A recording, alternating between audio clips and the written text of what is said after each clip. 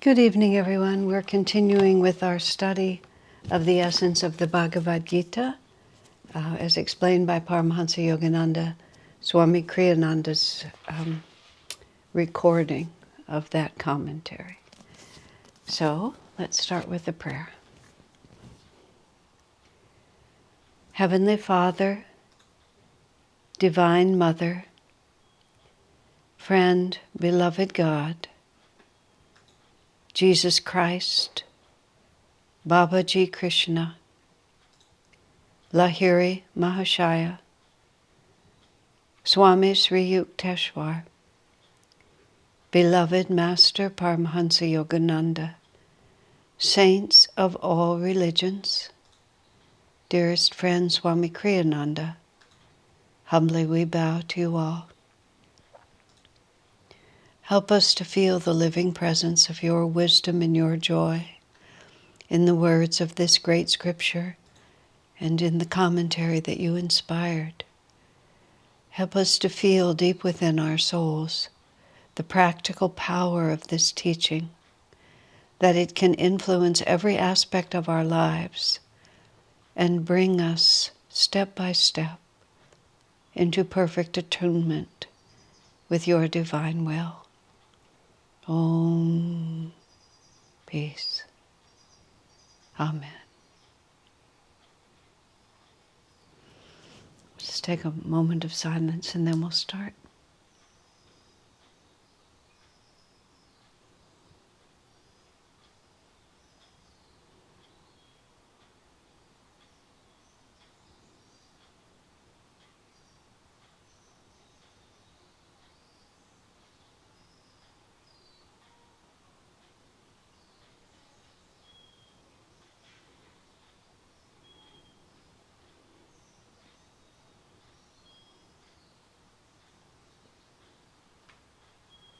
Om. Peace.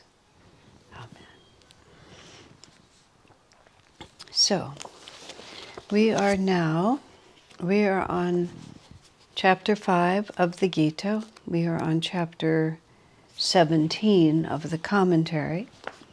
And this chapter of the commentary is called Freedom Through Inner Renunciation. Glorious title. And what we have now is we have 5 or 6 verses and then a commentary at the end of it. I will probably just stop as we go along. So, starting with chapter 5, stanza number 3, it says, O mighty armed Arjuna, only that person deserves consideration as a true renunciate who finds freedom from entanglement easy, having no likes or dislikes, and no attachment to duality. Well, Swamiji was always eager to tell us that all spiritual growth is directional. Because too often the human mind says, well, it's either all or nothing. But the fact of the matter is we move inch by inch toward an ever higher state of realization. It's not something usually that just comes to us in one moment like that, although there's a wonderful story that Swami used to tell about a woman who, this was a story told in India, a woman says to her husband, I'm worried about my brother-in-law. I think my sister tells me that he says every year he's going to give up one more thing. And the husband says to the wife, don't be concerned about him. That's not how renunciation happens. She says, really, how does it happen? And he said, like this. And he removed his outer garment and he took his shawl and he ripped it into a small piece and he wrapped it around as a loincloth.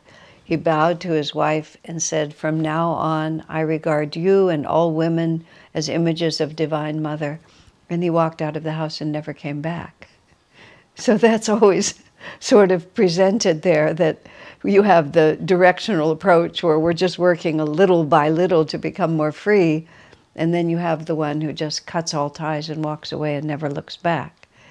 And I can't penetrate into the mind of Krishna when he was saying it, but you can just read the simple words The true renunciate finds freedom from entanglement easy. And that's what, that's the word we're really looking for, that it becomes easy. And it becomes easy in this respect, which is we're not disciplining a desire for something. The desire simply never arises. It just doesn't occur to us to want that. And I think all of us who have followed the spiritual path with some sincerity for at least some period of time have noticed, a gradual, like shifting of our priorities, a shifting of our inclinations, so that something that might have been attractive to you at one point, or to put another way, is very attractive to many people, you just look at it and it just doesn't cross your mind that that would be something that I would want. I'll use just a small example from my own life, and it's a very tiny one. It's like I've never been able to develop enthusiasm for expensive cars. I mean, why on earth would I? But I've seen people, even people I know are on the spiritual path, who just enjoy automobiles.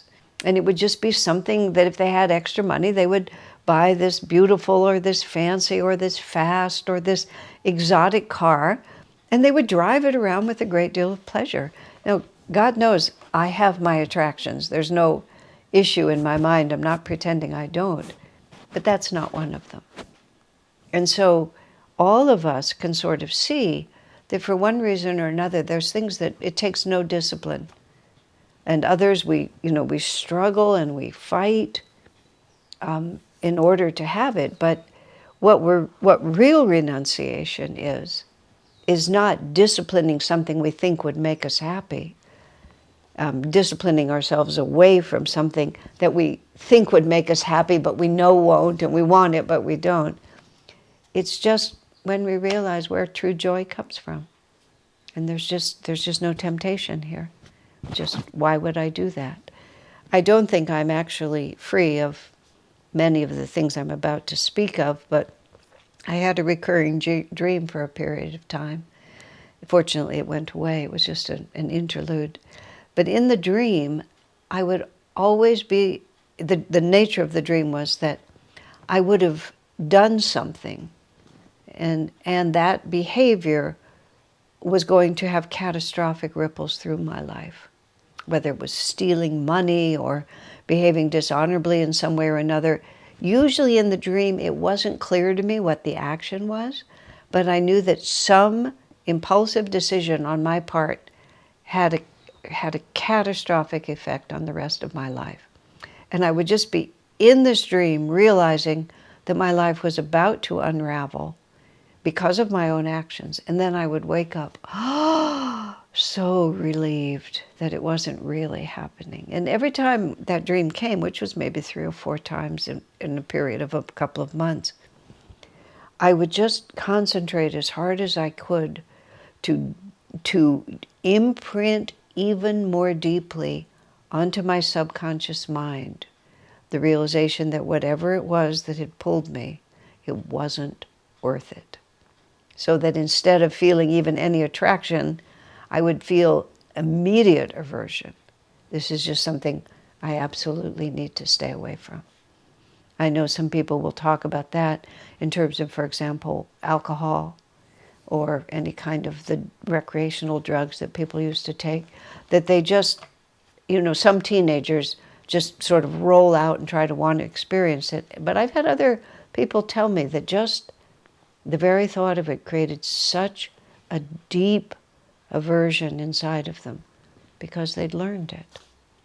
And so what that example shows for us is that everything that offers us a transitory experience as opposed to the eternal experience of our attunement with God, we want to really begin to understand, why would I do it? And everything that you already know that about, capture that as an aspiration. And so then those things that still attract you, whether it's sensory experience, wealth, power, ease, anger, resentment, whatever the limitations may be that we think are going to be fun on some weird level, instead imprint on our consciousness, this is an illusion. This will bring me nothing I want, so that renunciation is easy. That's what we're looking for. So, chapter 5, stanza number 4. It is the ignorant, not the wise, who speak of the paths of wisdom, Sankhya, and yoga as being different from one another. One who is truly established in either receives the benefit of both. And the stanza 5, the state attained through wisdom, Jnana Yoga, the path of discrimination known as Sankhya, is the same as that attained by action, the science of yoga. The two paths lead to one universal realization. Now, these are big philosophical discussions that have been going on in the Indian world, in the world of Eastern philosophy for long periods of time. And those of us who were brought up in Master's teachings, because from the very beginning he speaks of it as a balanced path of, where all the yogas work together. One of the earliest pieces of writing that Swami Kriyananda did when he was just beginning Ananda was, at that time it was called 14 Steps to Perfect Joy. He mimicked yoga. When Yogananda came to America in 1920, soon after, he started using the form of a correspondence course. I mean, nowadays with the internet, many people don't even know what we're talking about, but a correspondence course was a course of study that you did through the mail. You would correspond with your teachers, they would send you your lessons, and many things were taught through correspondence courses. Health exercises, financial success, art, learning how to draw, cooking, many things. Correspondence courses in the 20s and 30s and 40s into the 50s, they were a really big way that people communicated. You can see it was the precursor of what the internet just facilitates. The internet facilitates it and expands the possibility, but the idea is that people at a distance, you can learn from people at a distance. When it's through the mail, through written, when it's through the internet, you have all kinds of other action. So Master had the idea that he would put his teachings, the teachings of self-realization, into this correspondence course. And Swami Kriyananda, then continuing in Master's fine tradition, in the late 60s, wrote 14 Steps to Perfect Joy, which was a correspondence course on Raja Yoga. So all of us who were schooled in Master's teachings right from the start, he just talked to us about this balance, just exactly what Krishna is saying here, because of course Master came to bring the true teachings of Krishna, and this is a verse that's really important. See, where it comes in is, even though the Jnana Yoga is described as the path of wisdom, there's also another way of describing what Jnana Yoga really is, which is, by using the power of discrimination, I perceive that this whole world is a dream. And that elsewhere in the Gita, Swami talks about this in the commentary, that we just reject the reality of the material plane altogether with the power of neti, which means not this. This is not eternal. This is not eternal. This is not eternal. And piece by piece, with the power of our will and our discriminating mind, we just deny the existence of the material world.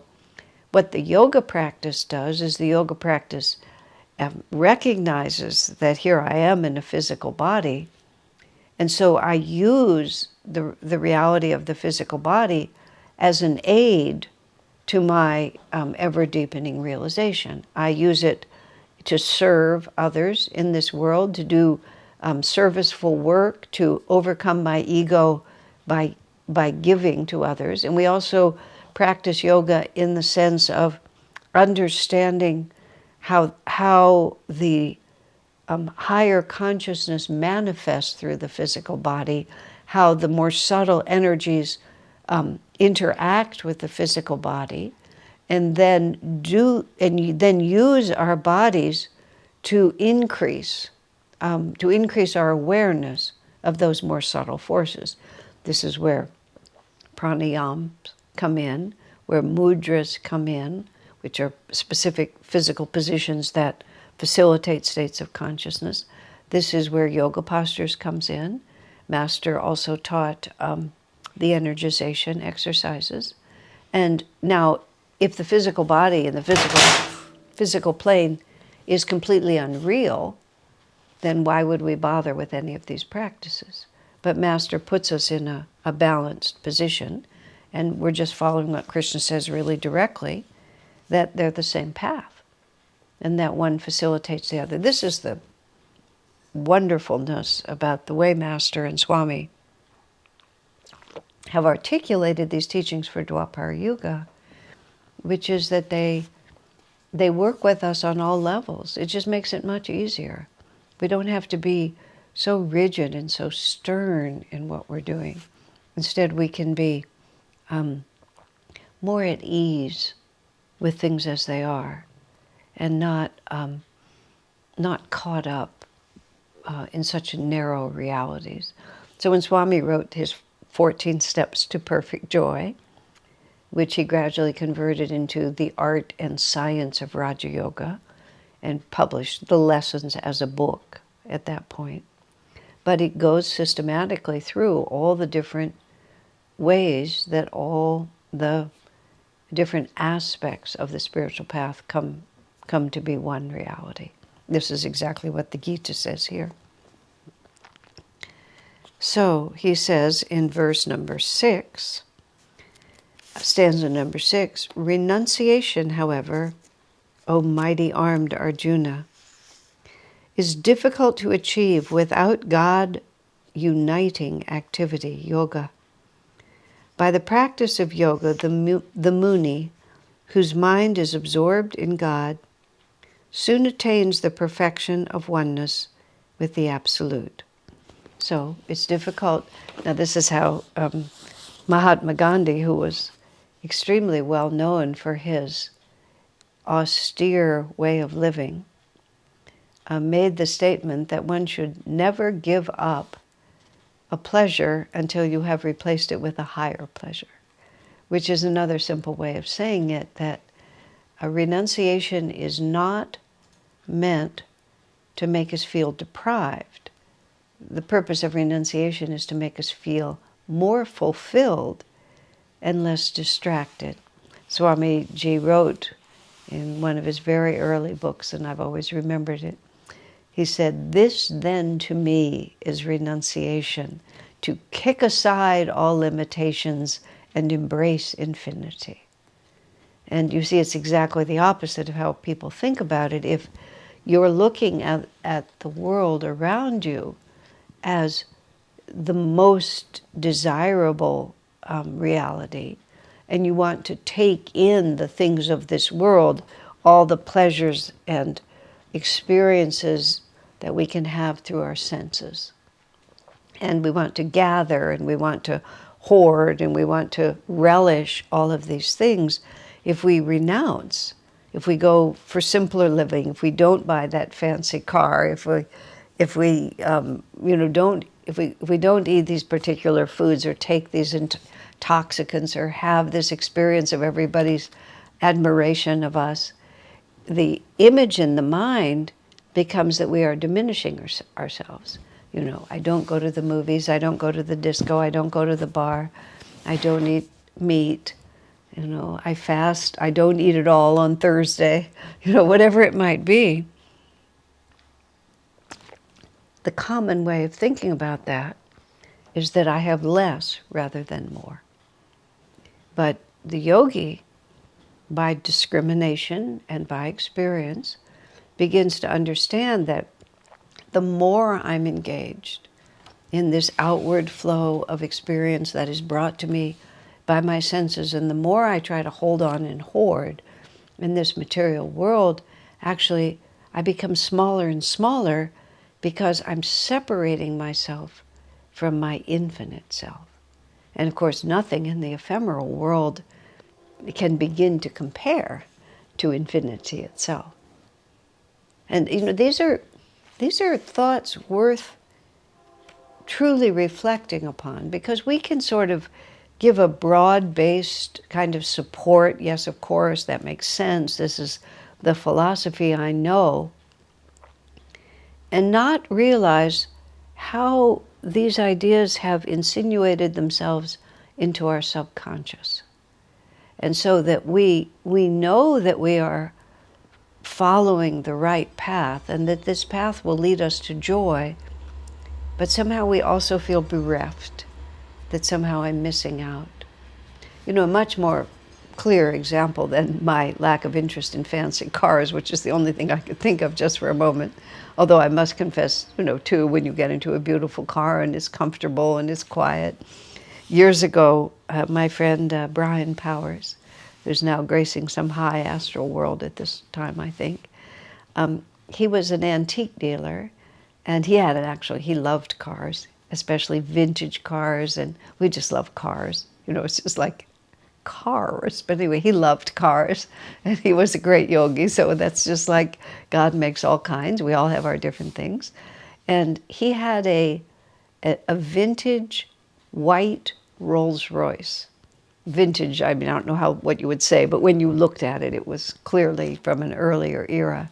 And it ran perfectly, and sometimes he would drive it around. And I remember we all went up to San Francisco, a group of us went up to San Francisco in the white vintage Rolls Royce.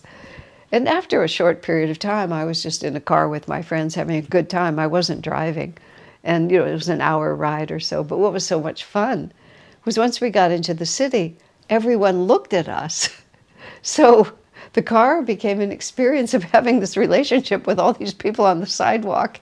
And it would take you sort of a minute to realize why everyone was relating to me, because people didn't usually pay any attention when I drove down the road.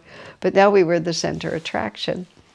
Well, I'm not quite sure even why I brought that up. Oh, but what I was going to say was, when I lived at Ananda Village for the first 10 years, when we were exceedingly impoverished, and impoverished in terms of the money, we were absolutely rich beyond the imagination of kings in every other way. But I lived in this very small trailer with, actually finally I got cold running water, but with no amenities whatsoever, no electricity, no indoor plumbing. I had a burner, no refrigerator, nothing. And it never felt like deprivation to me. And I would sort of sometimes, occasionally when someone from outside would come and look at it, and I could see actually that it was a pretty small, fairly ratty little trailer. There was actually a space on the floor, and in the spring the grass would grow through the little space on the floor, but I found that charming. It's just like, it never crossed my mind in any way that this was hardship. And I was living as a formal renunciate at that time, and my thought form was, I have very little now, and as my life progresses, I'll have even less. And there was no sense of deprivation. It just felt like the freer and the lighter I can travel, the happier I'll be. My life evolved somewhat differently in external ways, but internally I've never lost that thread. It becomes more challenging when this that you see behind you is the house I live in. So it's not my house, but it's the house I live in. And all of these different things, many different ways. But the name of this chapter is Inner Renunciation. But the point that I'm making, and I'll make it again, it is about how we feel inwardly.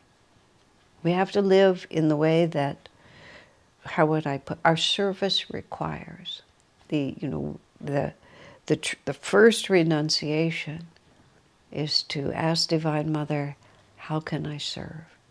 Not, what do I want? How can I get what I want? The question is, how can I serve?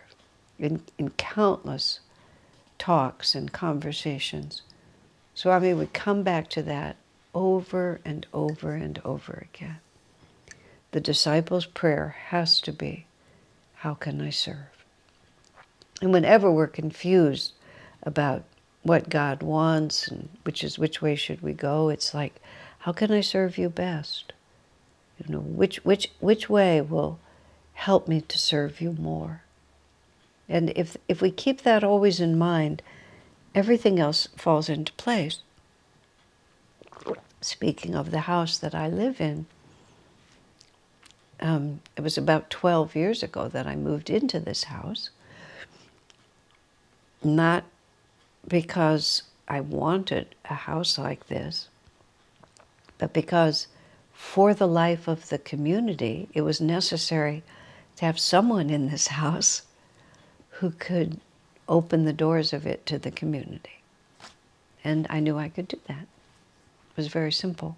So, you know, now I reside here. And I will reside here as long as it serves. And the time it stops serving, that's when I'll go somewhere else. I would like to think I could go back into that ratty little trailer. I would like to think that I could live as simply, which was actually almost primitively, as I did then. I don't know if I would find it as easy 50 years later as I did at that time. I don't know if I would be able to do what Master wants me to do, you know, in such Spartan quarters. But I would certainly like to think that I could. So, Divine Mother has her plan. We'll see. So, stanza number 7. No taint of karmic entanglement remains for him who has been purified by right action and engaged in divine communion, yoga, has dissolved his ego in infinity, achieved victory over the senses, and realized himself as one with the self of all. Well, if that's all that's required. No taint of karmic entanglement remains. If we've followed right action, if we've practiced yoga, if we have overcome the ego, if the senses no longer make us restless, and we know ourselves to be one with God. So I will just leave that statement, let it stand. Stanza number 8. He who, in the state of union with God, has cognized the truth, fully understands, I myself do nothing at all. Though he sees, hears, touches, smells, tastes, moves about, sleeps, breathes, and then it goes on to the next stanza, speaks, excretes, grasps with his hands, opens or closes his eyes. Such a person knows at all times that these are but the senses engaging their sense objects. Wow. So these verses and the next two that follow and the commentary after that, they take us very far into a realm that is not anything that I've experienced. But everything that exists on the highest level, you can take the threads and you can begin to pull them down. As Swami, as Master talked about, the Gita applies on all levels. So here, they're simply describing all the different things that the body does. It touches, it smells, it sleeps, it breathes, it grasps with its hands. It's all sort of very fun to just sort of break down being a human being. We speak, we excrete, we grasp with our hands, we open and close our eyes. You know, just sort of, it makes it all seem very clinical, doesn't it? Because the normal way to think about this is that this is what I do. I mean, and I have shared with you because this often comes up. The inescapability of consciousness and the inescapability of individual awareness has actually, in past lives, created an existential crisis that I think that has pushed me into mental imbalance. So it's like a shadow that everybody has these karmic shadows. This is my karmic shadow that I can't think too deeply about my individual consciousness because it can destabilize me. I don't really think I'm in danger anymore, but the shadow of it is there. I remember for most of the first 10 years that I lived at Ananda, which was Ananda village at that time, I lived in the monastery with it varied, but the core group was about 10 women who were almost all my own age. Seva, who was the leader of our group, was maybe a decade older, but we were in our 20s and she was in her 30s, so we were all young together. And we meditated 5 or 6 days a week in this little teepee that we had that was our temple, and we lived in, I guess we all lived in trailers at that point. Maybe there was 1 or 2 little, I would call them huts. They really didn't advance to the level of cabins until later. And we would go up every morning at 5:30 or 6:30, fairly early. We didn't have a long meditation, but we meditated maybe half an hour, maybe 45 minutes together, and then everyone would go home and meditate a little more at home. But every morning, the same group of women would come, for years, the same group of women would come to the same place. We'd sit and meditate together, and then we'd separate. And naturally, a lot of very subtle actions, as subtle energy begins to weave together. And all these decades later, that core group of people, whenever any of us are together, it's just sort of like, it's like having been children together. You can just, there's a bond that is unusual, in quality, it's different than anything else I have. And I used to actually just contemplate this fact, and I made it like a joke, but it was only half a joke. Because we'd all walk into that temple, we'd go through this spiritual experience, and then we'd always take home the right ego. And I would often wonder, like, how do it know? Like, how do it know which one is me? But invariably, I would always walk out the same person I walked in. I would know my name, I would remember my history, and all of these things. And we are so deeply invested in that identity. That's what ego is. Ego is not necessarily to be egotistical. It's just that the jiva, the infinite individuality, which is the word soul is sort of used in English, but the jiva, that is the unifying thread of individual awareness that ties all our incarnations together. You know, at the point of God realization, when one becomes a jivan mukta, which is a freed soul, one of the things Swamiji tells us that the jiva has to do before jivan mukta means freed while living in the body still.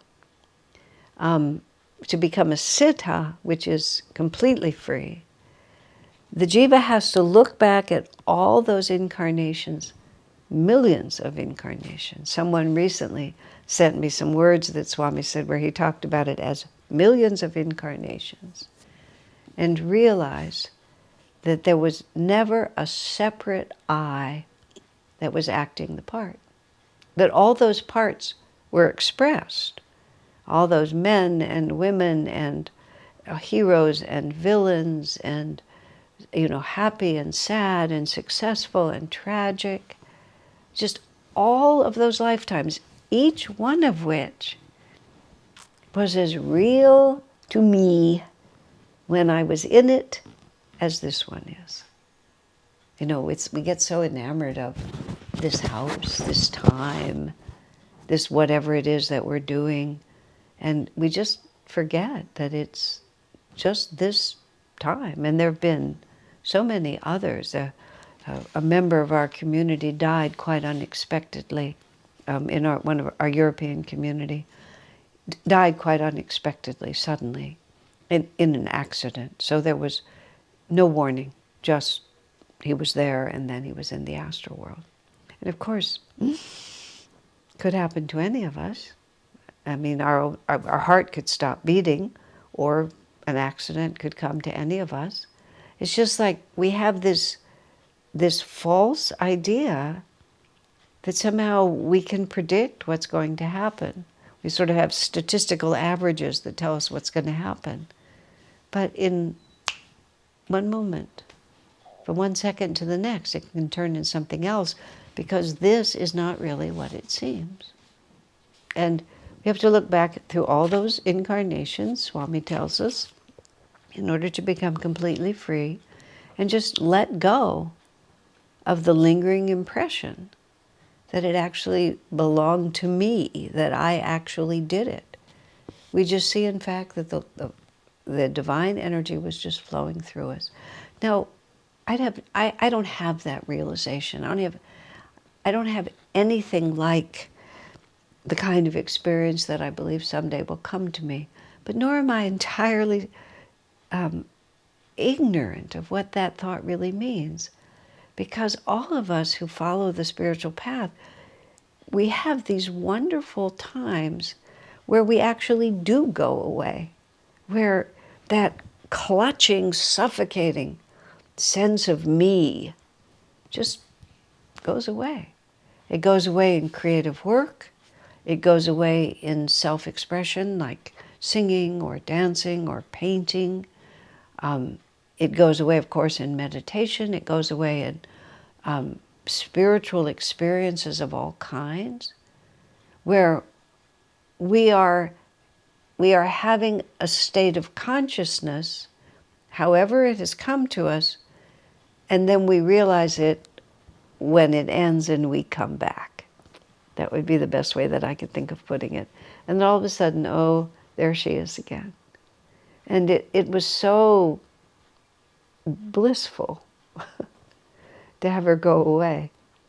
I joke sometimes that I've never been very good at short seclusions, because the grip of it usually takes me a couple of days before Asha goes away. That's how I put it. And I don't want to exaggerate that, but it's a real thing. The habit of being me, it takes a little while to shake it. I'm going to just mention something which is just a little practice that I've actually found quite helpful. I started this back when I was living in the monastery, and I've pretty much done it as much as I could in every place I've lived ever since, which is I don't have mirrors around.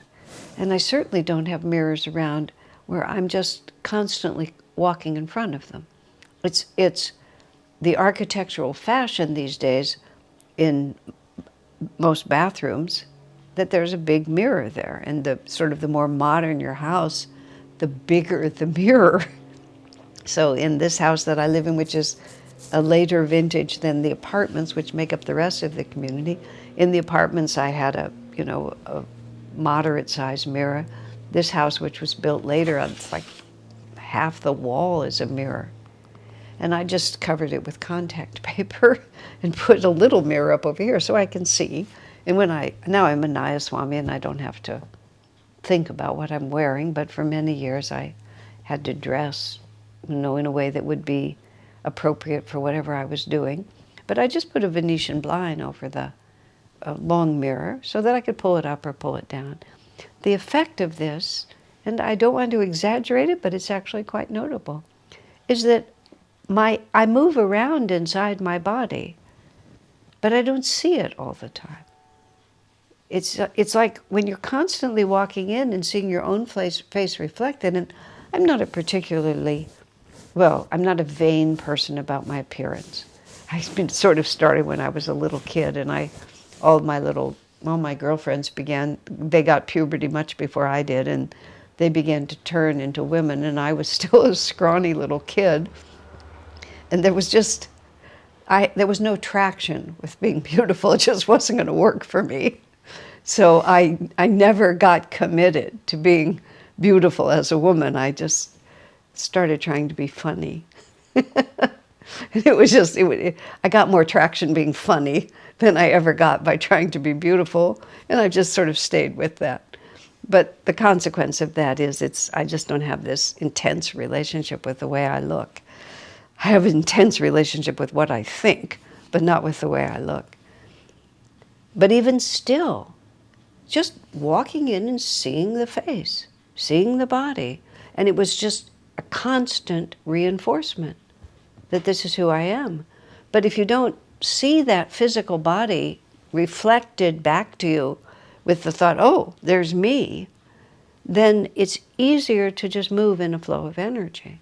And the more concentrated you are on that flow of energy, whether it's when you're meditating and you're bringing that flow of energy up to the spiritual eye, when you're helping someone and you're trying to understand what it is they need from you, when you're doing creative work, which is why creative work can be such an artistic self-expression, can be such a powerful tool for self-realization, because when you really concentrate in an attuned way, and I don't just mean expressing your subconscious self or mentally constructing, but when your energy is attuned and you're trying to use whatever your artistic medium is to just express the flow of energy that comes through you. I've experienced this most powerfully in writing, because that's the field that I have been asked to work in the most in this life.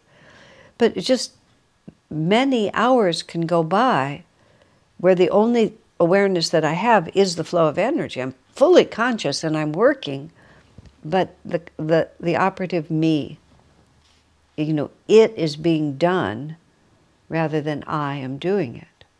Now, Swami Kriyananda, because of the freedom from karmic entanglement that he had, and the true renunciation he had, which was the true renunciation, was the renunciation of the little self in favor of being an open window for Master himself, Swamiji truly did not feel like he was doing it. Now, of course, his body was doing it, his mind was there doing it, but it would come through him. And he would often comment about he never felt that he did anything. And what he meant by that was that little self that people looked at and perceived as Kriyananda, well, first of all, he said very early on, he said, I never identify with Kriyananda. I never define myself as Kriyananda. Kriyananda is an event for which I am responsible, is how he put it. Well, who is the I? The I is the infinite energy that is the life force of all of us. And Swami knew that he had a body that he had to move around, that he was responsible for that one. Now, interestingly, you see, at the end of Master's life, when he was actually working on writing the commentary on the Bhagavad Gita, and Swami Kriyananda was with Master, this would have been, 1950 or so, 51. Swamiji was with Master at Master's desert retreat at 29 Palms. Master was working on this book, and sometimes in the evening, they would walk together around the garden. And sometimes Master would hold on to Swami's arm, and sometimes he would stumble as they would walk together, and it was only Swami's presence there that kept Master from actually falling to the ground. And on more than one occasion, I believe, Master said to Swamiji, I'm in all bodies. So I'm so much in all bodies that sometimes I forget which one I'm supposed to keep going. Now, really contemplate that for just a moment. It's like, here's my hand moving, and I just don't have any problem moving my hand because this is my hand. I mean, I even just use the language, this is my hand. Now, Master just moved so far out of that little identification that he would forget. He wouldn't remember to move its feet. He wouldn't remember how to move its feet.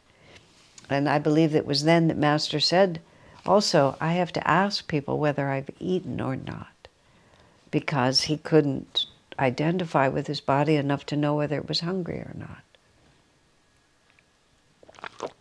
I think it was it Albert Einstein? There was some great genius of a scientist who kept having trouble with he had some pains in his stomach, and it turned out that they were hunger pains. But his consciousness was so engrossed in other dimensions that he could sort of feel what was going on, but he couldn't put all the pieces together. That what I'm feeling is hunger pangs because, again, he had identified so deeply with the flow of energy that he wasn't identified with the body anymore. Now these are wonderful, just wonderful things to contemplate, to meditate on, to just sort of feel like, why am I so committed to this one? That was the thought that I used to play with when I was in the monastery with all those women. And just every morning, why is it that I'm so committed to this one that I always know how to bring it back to my home? It was a joke, but only half a joke. Wouldn't it be lovely, just as Master said, when I've often told you the time that I was with Swamiji, a group of us were with Swamiji at Disneyland, and he fell into a very elevated state of consciousness, and just looking out over hundreds of people at Disneyland from all over the world. Swami just said to us in this, with his, I mean, it was like he was speaking from his mouth, but he was speaking from his spiritual eye. He said, imagine, he said, not merely loving all these people, which was challenge enough, not merely loving all these people, but actually being all these people. And he said that was Master's state of consciousness. Very interesting, isn't it? I had an experience that was so much fun like this. A friend and I, Daya and Keshava Taylor, are visiting from India, and Keshava Betts and I, and Daya and Keshava, K1, K2, we sometimes call them, because when they're both together you get a little confused. So K1 and K2, and since K2 is an astrologer, we spell it Ketu, just to make it more fun. But anyway, we were all, the four of us, Daya and I, our birthdays are just a couple of days apart. They're here getting their visas straightened out to go back to India next month, and which is where they serve in Delhi. And they had the use of a condominium down in Santa Cruz, right on the beach, right near the boardwalk. The boardwalk is kind of an amusement area with rides and things like that, and right on the beach. So we were walking on the beach, and we thought it would be fun to just take one of the rides. And so we went into this dense crowd of people. And the primary interest of those people was not the same as our primary interest. And their vibrations, their everythingness was really quite different than the four of us. And the only ride that really was available that was attractive to us was a kind of an aerial skyway where you sit in these open, like Ferris wheel seats, and then you're just on a track and you go, I don't know, 200 yards, 300 yards from one end of the boardwalk to the other. And then you're 50 feet or 100 feet above everyone. It was very interesting because everything about the atmosphere was everything I don't like. It had loud music, it had just noisy Rajasic people, it had flashing lights, just like everything about it was what I don't like. But I was so captured by that experience with Swami in Disneyland, and just realizing how it's not enough to love those who are congenial and are just like you, and God does not like us more than he likes everyone else. And see, this is the thought that gets into our mind. God loves Ananda members more than he likes people at the boardwalk. And this is, even Swami put this right into the Festival of Light. We're all equal before God. We're all equally loved by God. It's not just Krishna and great saints and Christ. It's everyone is equally loved by God for no reason. Not because we've earned it or because we, anything, nothing. It's because we're all equally children of God. So there I am in a place that it just sort of, it happened kind of a little accidentally that we ended up sort of in the middle of the situation, and then it took us time to get ourselves organized to get out of it. But I found the whole experience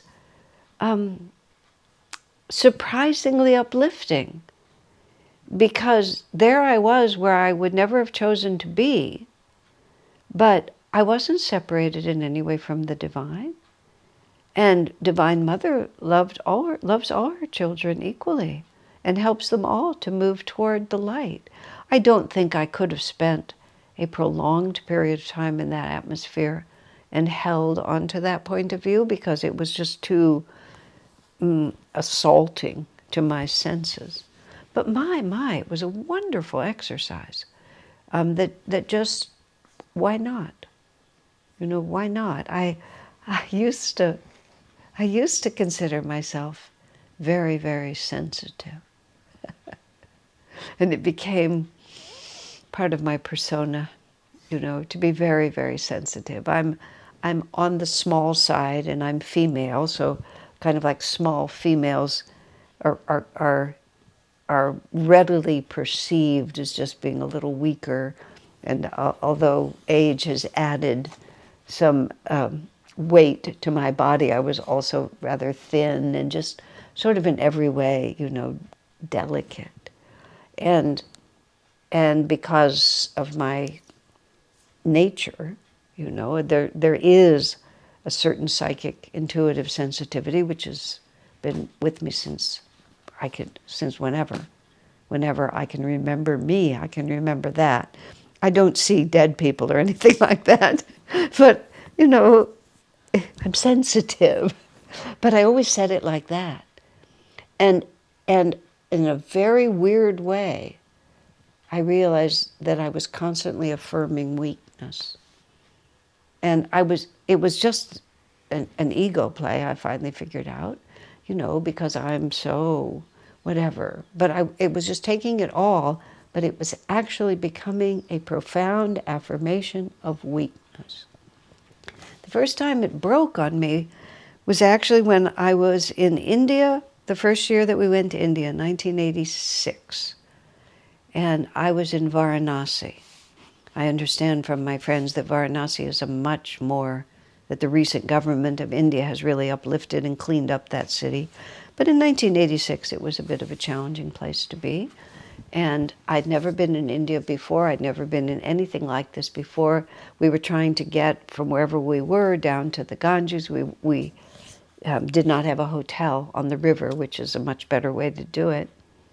And so we had to go first by bus, then we had to go by taxi cab, and then finally we're in rickshaws. And the traffic became so crowded that we got into gridlock. So we're in these rickshaws in gridlock, horns honking, noise, pollution, vendors seeing all these Americans just, stalking us, trying to get us to buy. There's a lot of stuff on the street that you don't want to examine too carefully because you're not sure what it is. Mangy dogs. I don't remember monkeys, but there might have been a few monkeys, just like there you have it. And I would normally be so beside myself in such an atmosphere. I think it was because it was my first trip to India, and it was Varanasi, which is a city I absolutely love, one of the oldest inhabited cities in the world, the holiest place of India. It's just magnificent. And so we climbed out of the rickshaws and walked through the traffic and went down those streets to get down to the Ganges. None of it touched me. I was just as happy and as joyful as I had ever been in my life. Oh my, so what is all this? What is all this experience that we take in that makes us feel like this and feel like that and feel aversive and feel threatened and all this stuff. And, who am I, really? These are just wonderful stories to contemplate. I had another just momentary experience. I was contemplating what it would be like to have absolutely no fear. I was thinking of Swami's story about how he dreamt that he was going to be burned at the stake.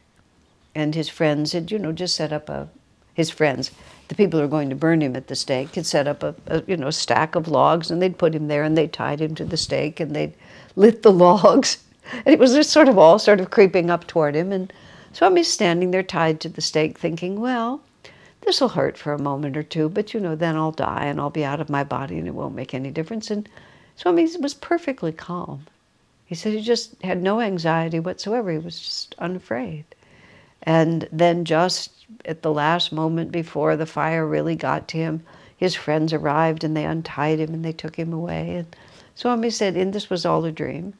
He said, well, okay, now I'm saved. He said there was no wild relief or anything like that. It was just well, I was going to be burned at the stake and now I'm not. And I was just what would it be like to be absolutely unafraid? And it was very interesting because I just tried so hard to find that. And I was, as it happened, I wasn't meditating, I was just thinking about it. And I was walking up the stairs to my bedroom. And just there was on the stairwell, I entered another zone. And just for a very brief few seconds, that state of freedom descended on me. And I carried it up maybe 2 or 3 stairs. And then by the stair after that, I was back. But all it takes is just one little crack in that, seemingly impenetrable self-definition. And all of a sudden this whole other world opens up. And all of us who are at all serious on the spiritual path, somewhere in this lifetime or some lifetime before, just something is cracked. Something has shown us that we are not what it seems, and that we have another possibility. And Swami Krishna in chapter 5, verse 10 says, as the lotus leaf is untouched by water, so the yogi who acts without attachment, self-offered to the divine, is not affected by sensory experience, whether that experience is gross or subtle. We move through the world with the full consciousness of God. May that day come quickly to all of us. God bless you, my friends.